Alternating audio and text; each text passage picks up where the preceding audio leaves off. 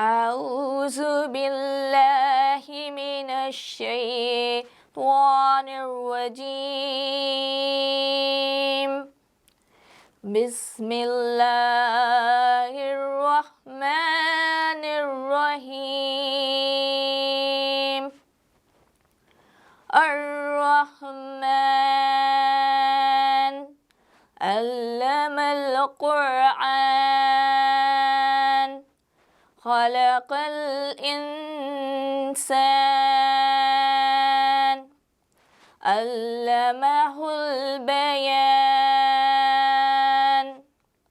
الشمس والقمر بحسبان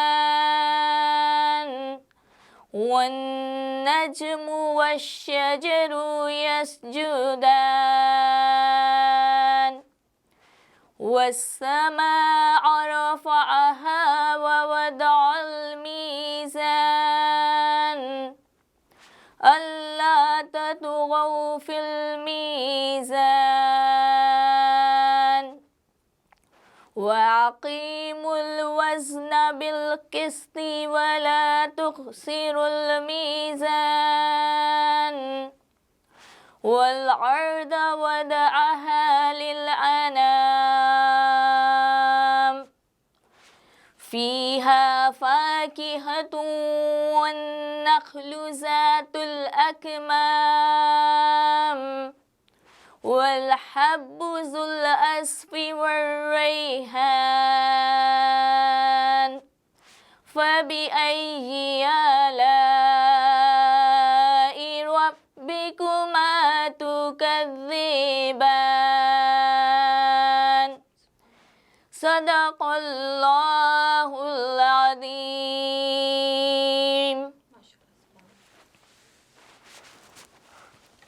अस्सलामुअलैकुम वरहमतुल्लाहि वबरकातुहू। मैं हूँ आपकी मेज़बान खैरुन्निसा हुनैन और आपको हमारे इस प्रोग्राम रहमत रमज़ान में खुशामदीद कहती हूँ।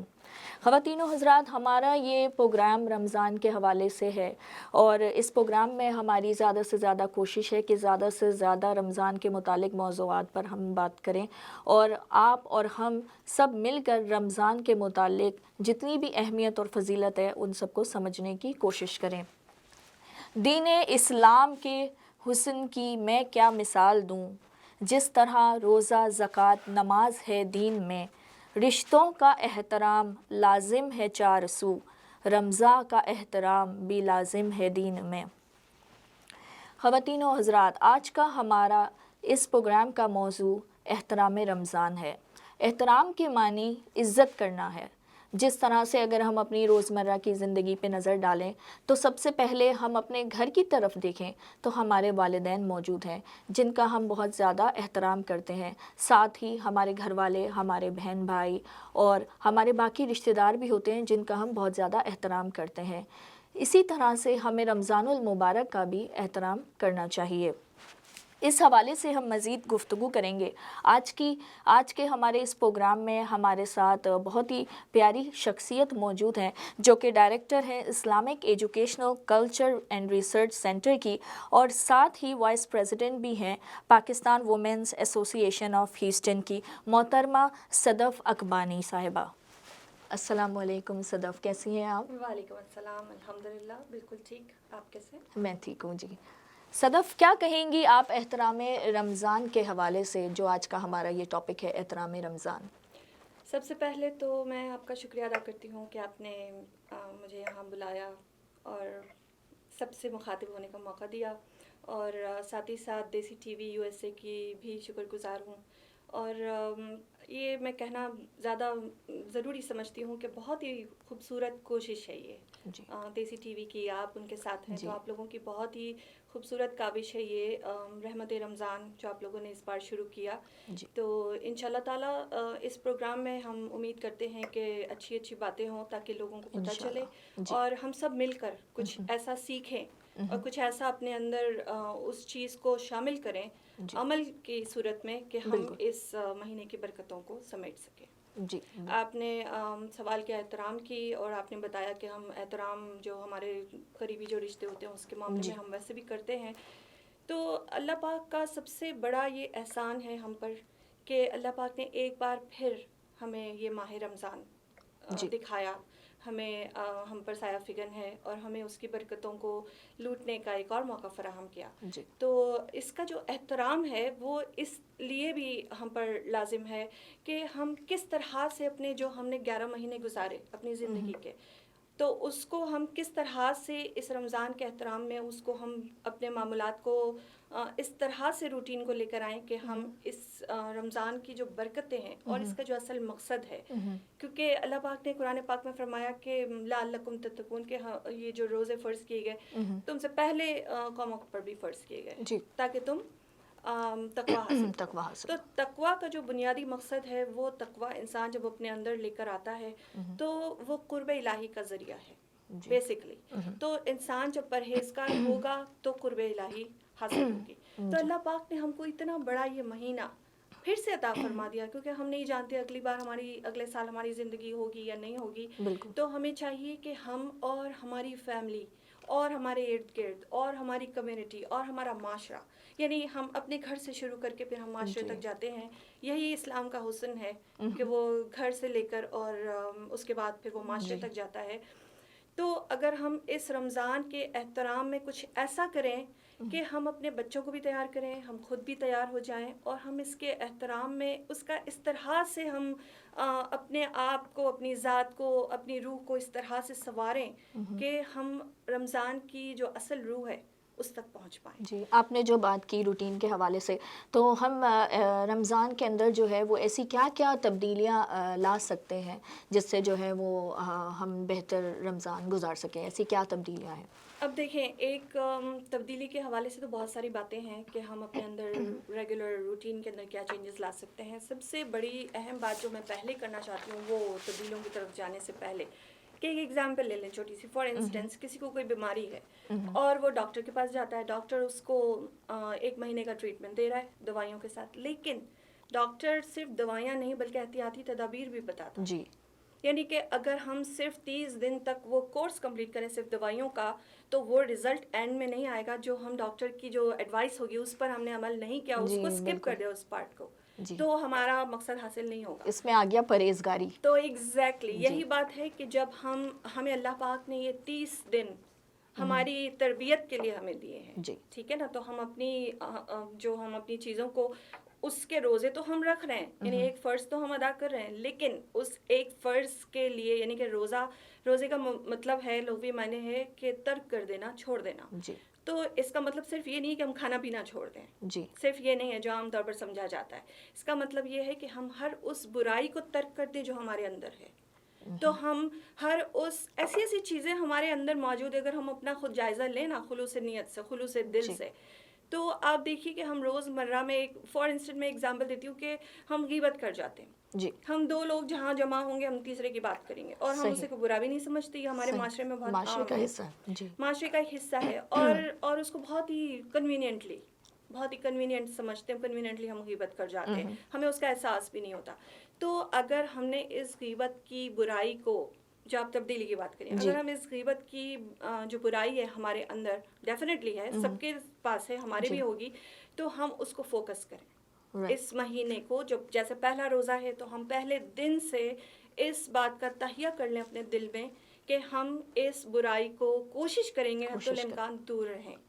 تو ہم جب فوکس کریں گے نا کسی بات پر، کہ اگر ہم کسی کی بات کرنے جائیں گے تو ہمیں خیال آ جائے گا. اب تک ہمیں خیال نہیں آتا، ہم گفتگو کر رہے ہوتے ہیں، تو ہم جس گفتگو کر رہے ہوتے ہیں ہمیں نہیں پتا ہم کس کی بات کر رہے ہیں، اور پھر یعنی اتنا ایزیلی اس کو لیتے ہیں. حالانکہ سورہ الحجرات میں اتنی سخت ترین اس کی ممانعت کی گئی ہے کہ سورہ حجرات کے آیات میں کوئی آیت جو ہے کہ عیب نہ ڈھونڈو اور غیبت نہ کرو، آیت نمبر 12، مفہوم اس کا، تو اس کا مفہوم یہ، تو اللہ پاک نے اتنا ہمیں یعنی بالکل خاص سختی سے حکم یہ فرما دیا، لیکن ہم اسے اگنور کر جاتے ہیں. تو اس رمضان المبارک کو ہم غنیمت جانیں، ہم کوشش کریں کہ اس کو فوکس کریں کہ جیسے ہی ہمارے منہ سے وہ بات کسی کی نکلتی نکلے ہے تو ہمیں اپنے ضمیر کے اندر جو ہے آپ ہی اپنے ضمیر کے اندر ہمارا کنٹرول ہونا چاہیے. بیسکلی رمضان ہمیں جو ہے یہ سکھاتا ہے, ہماری ٹریننگ کا ذریعہ ہے. تو ہم اپنی ٹریننگ کریں اور ہم وہ دیکھیں کہ ہمارے اندر کیا کیا برائیاں ہیں. یہ تو میں نے معاشرتی برائی کی ایک نشاندہی کی, ایسی بہت ساری ہیں, بہت ساری چیزیں. اگر کسی کو سگریٹ چھوڑنی ہے فار ایگزامپل, اس ظاہر ہے کہ اس سے نہیں ہو پا رہا, جب وہ روزہ رکھتے ہیں تو خود بخود ٹریننگ ہوتی ہے نا, تو ایسا کریں کہ وہ اس ٹریننگ کو اپنی اس عادت کو چھڑانے کا بھی ذریعہ بنائیں. تو انشاءاللہ تعالی اللہ چاہے گا تو 30 دن جب ہم اتنی انٹینسو ٹریننگ میں رہیں گے تو انشاءاللہ تعالیٰ اس کا اچھا نتیجہ نکلے گا. بالکل. ساتھ ہی یہ بھی جاننا چاہوں گی صدف, جیسے کہ ہم امریکہ میں ہیں اور ایسے بہت سارے لوگ ہیں جو ہمارے مسلمان بہن بھائی ہیں جو الگ الگ ممالک میں ہیں, جو ویسٹرن کنٹریز میں ہیں, تو ان کو وہ ورکنگ وومنس بھی ہیں جو زیادہ تر جابس بھی کرتی ہیں, تو اس حوالے سے آپ کہیں گی کہ کس طرح سے ہمیں رمضان میں جو ہے وہ مینجمنٹ کرنا چاہیے کہ جو ہے ہمارا کام بھی اگنور نہ ہو اور ہمارے رمضان کے فرائض بھی ادا ہو جائیں اور ہماری عبادات بھی ادا ہو جائیں. تو ایسا ہم کیا اسکیجول ایسا کریں کہ جو ہے ہم رمضان کا بھی فائدہ اٹھا سکیں اور ہماری جو ریگولر اسکیجول ہے وہ بھی چلتا رہے؟ ہاں, یہ بہت اچھا سوال ہے, اسپیشلی جب ہم یہاں ویسٹرن کنٹریز میں رہتے ہیں یہاں, کیونکہ خواتین بھی جاب کرتی ہیں اور ہماری اور بھی بہت سی ذمہ داریاں ہیں. لیکن ایک بات یہ ہے کہ ہماری اور ذمہ داریوں کے ساتھ ساتھ یہاں پہ ہمیں اسلام کو لے کے چلنا, ہمیں اپنی زندگی کو اسلام پہ چلانا اور ہمیں اپنے بچوں کو اسلام کے اوپر چلانا, یہ ہماری ایک بہت بڑی ذمہ داری ہے. کیونکہ جب ہم مسلمان ملک میں, پاکستان میں جیسے تھے بچپن میں, ہمیں یاد کریں تو ہمیں آلریڈی ہمیں ایک معاشرہ, ایک ماحول ملتا تھا گھر کا, اور پھر اسکول کا, اور پھر باہر کا. تو ایز اے کلیکٹیو ایفرٹ ہم مطلب ہمیں اتنی ایفرٹ ہم نے نہیں بھی کی ہوگی تو بھی ہمارا ذہن اس طرف ویسے ہی مائل ہو جاتا ہوگا. تو ابھی چونکہ ہم یہاں ہیں, ہمارے بچے یہاں پیدا ہوئے, یہاں بڑے ہوئے, تو اس لحاظ سے ہماری ذمہ داری بہت بڑھ جاتی ہے.